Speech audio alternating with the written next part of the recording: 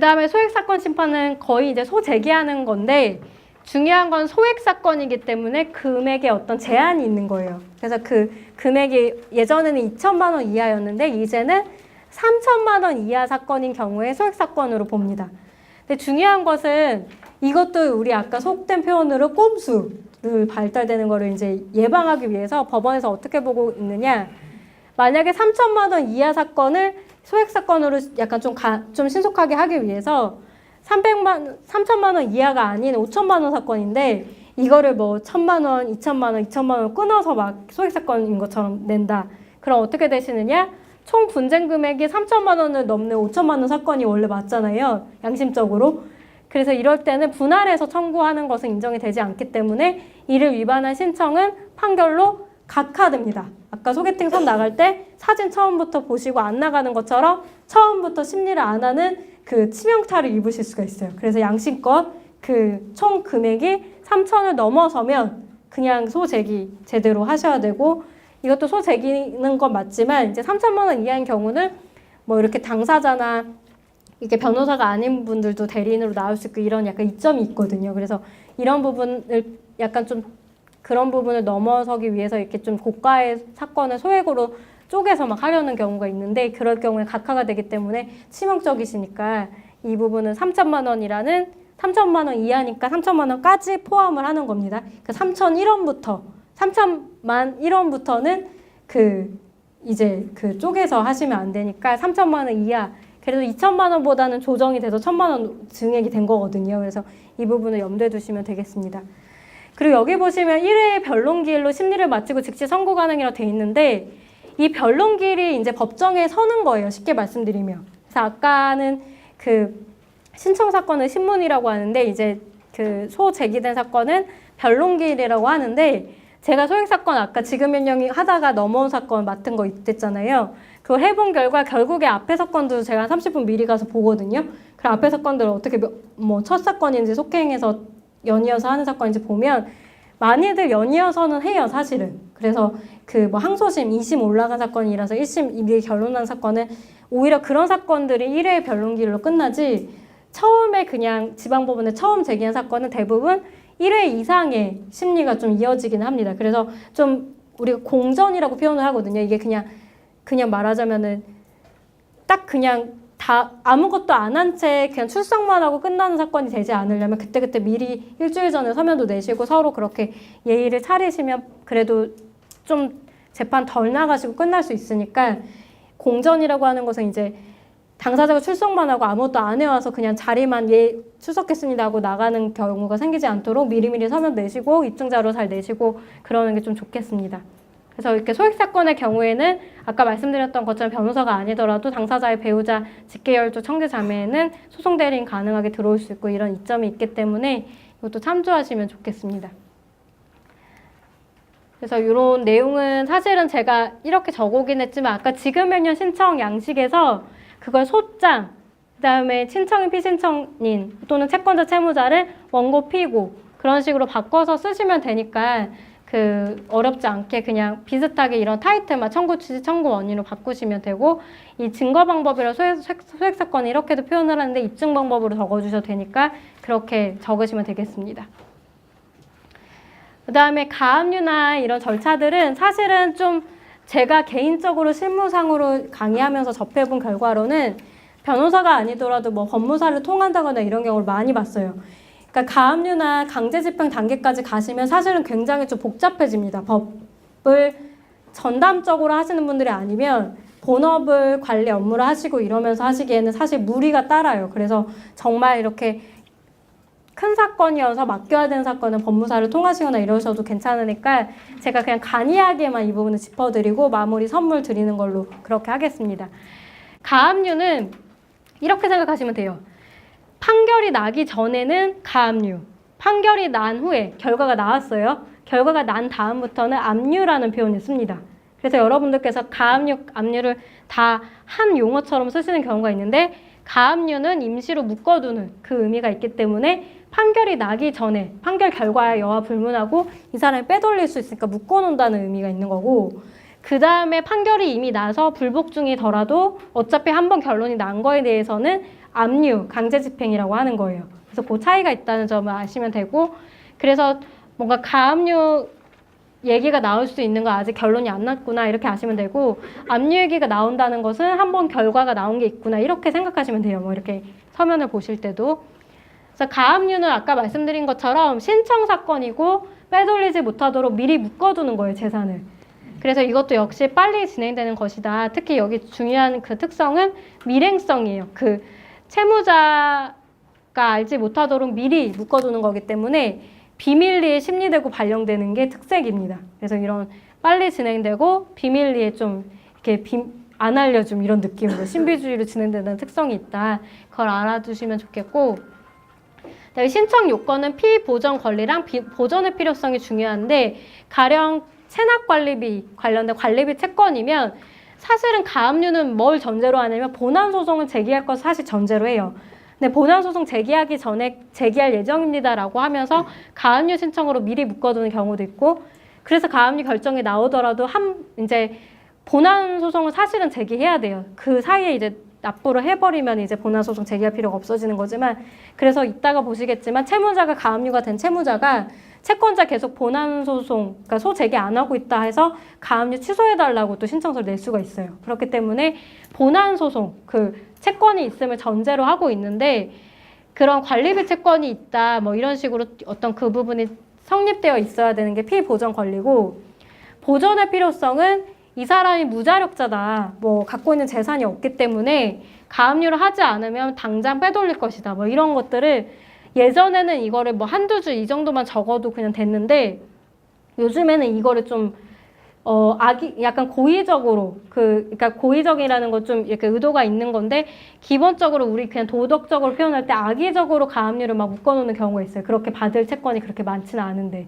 그럴 때를 대비해서 기본적으로 보전의 필요성을 좀 강화하는 추세긴 합니다. 그래서 예전에 가압류가 쉽게 된다고 생각하시는 분들이 많은데 생각보다 요즘 쉽지가 않아요, 가압류가. 그래서 제가 아까 혹시라도 이렇게 당사자로 가는 게 부담스러운 채권 같은 경우는 외부에 맡기시는 그런 방법도 생각해 보실 수 있을 것 같아요. 꼭 변호사가 아니더라도 법무사 분들이나 이렇게 통화하셔도 되니까, 정말 굵직한 사건은 이 다음에 또 판결이 나더라도 강제집행 가시고 이런 골치 아프시기 때문에 전체적으로 이렇게 진행하실 수도 있을 거는 같습니다.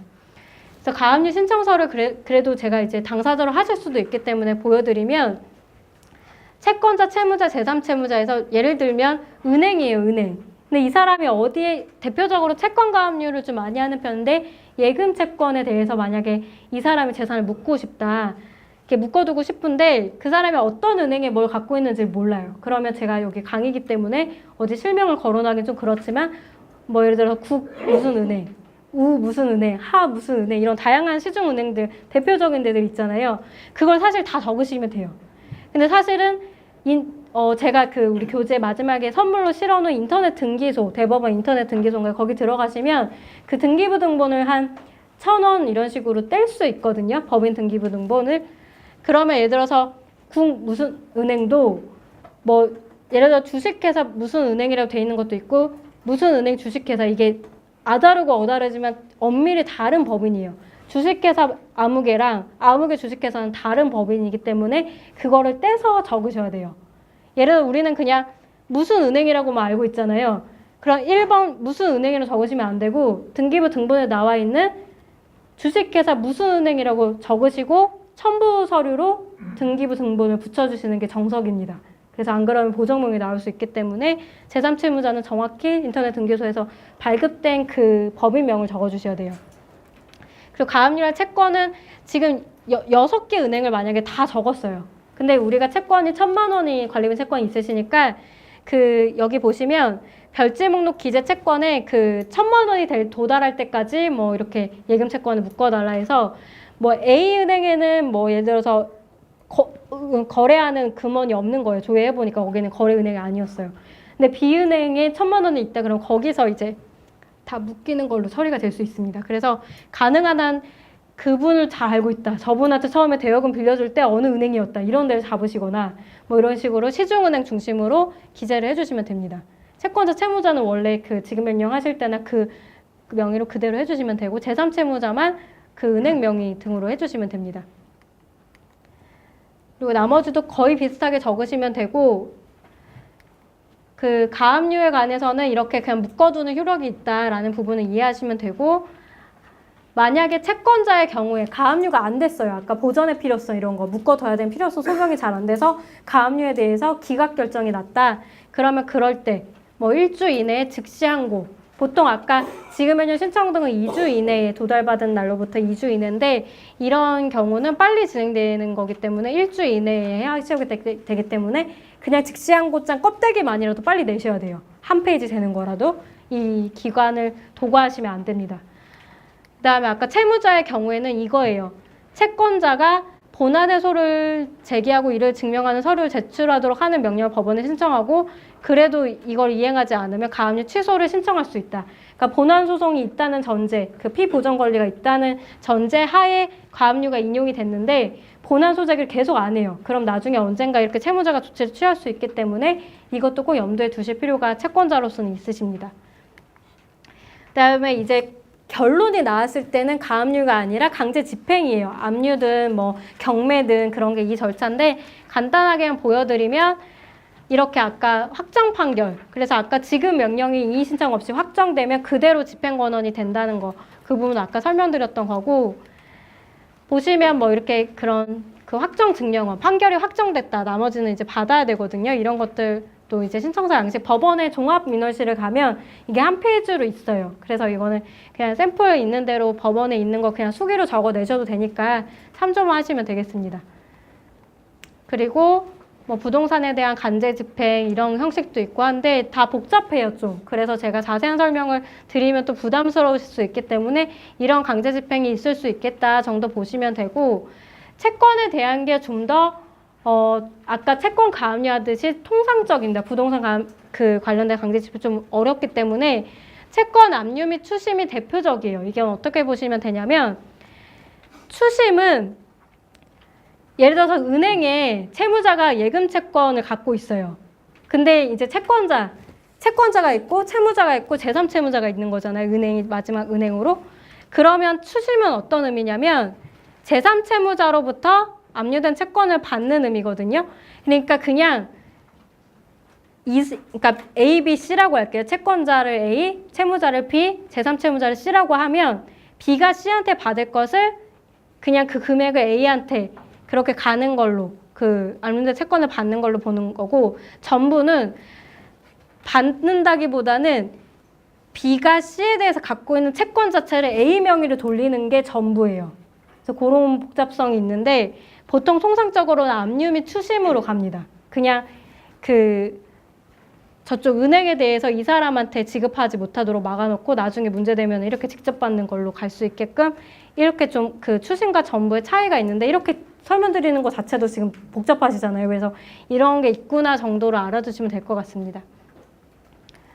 그리고 이제 뭐 이런 강제 집행 또 유체 동산에 대해서도 있고, 부동산뿐만 아니라 유체 동산도 있으시다 아시면 되고, 재산도 이렇게 나중에 그 결론이 나왔을 때 재산 명시 절차, 재산이 얼마 있다라든지 아니면 재산 조회라든지 이런 강제 집행 방법들이 있어요. 그래서 이런 것들도 참조적으로 알아두시면 좋겠고, 배당 요구도 경매로 갔을 때 뭐 이렇게 집행력 있는 정보 가진 채권자, 첫 경매 개시 결정 등기 후에 가압류한 채권자 등은 배당 요구를 해야만 하는 채권자가 또 있고, 이런 게 있어서 혹시 이런 부분은 절차가 혹시라도 진행될 경우에 그냥 참조하시면 될 것 같아요. 내용, 제가 주요 내용은 적어놨으니까 그걸 보시면 좋겠습니다. 네, 주요 참조 사이트는 아까 뭐 무슨 은행, 제3채무자에 대해서 그 등기 검색하실 때 인터넷 등기소 가시면 되고, 종합법률 정보에 가시면 대법원 판례 검색하실 수 있어요. 그리고 아까 대한법률구조공단 그 서식과 소송 비용 계산기 보실 수 있고, 법제처는 각종 법령 보실 수 있습니다. 그래서 쭉 이렇게 웹사이트는 제가 이렇게 캡처해왔고, 아까 여기 소송 비용 자동 계산은 여기 있으니까 여기 참조하시면 되겠습니다.